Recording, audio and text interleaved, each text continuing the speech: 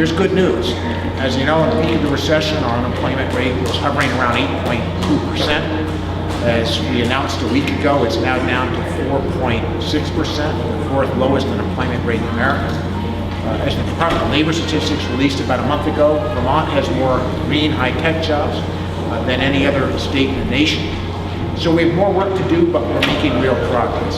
And I think that the Vermont Chamber and their great organizational skills are one of the many tools that's helping us to grow jobs here in Vermont.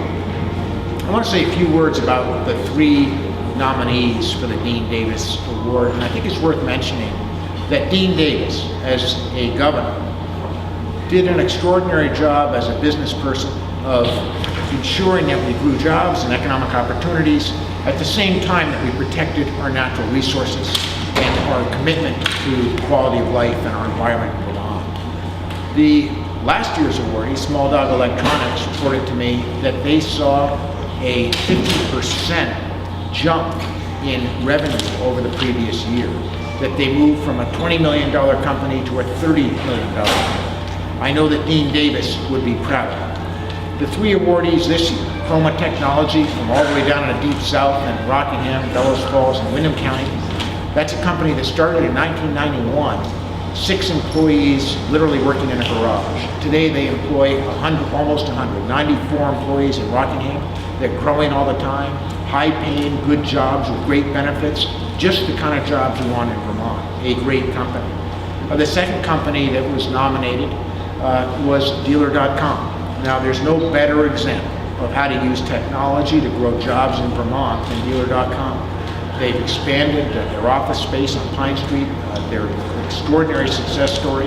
And I think that when we make tax choices in Vermont, it helps us to grow jobs. I was proud to support, with the help of the Vermont Chamber, the elimination of the cloud computing tax, which would have slowed the growth of companies like Dealer.com, companies like My Web Grocers and others.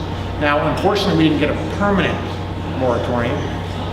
We didn't get a permanent abolition of that tax. We got a moratorium until next year. But as governor, I'll be working very hard to ensure that we continue not to be a state that taxes those services. And finally, the winner of the award this year, the Deane Davis Award, the Foley family companies. What an extraordinary story. Over 133 years ago, they started as a laundry company in Vermont. The family expanded the business through the 1970s. It's now a fourth generation business run by Mark Foley. His dad was here today.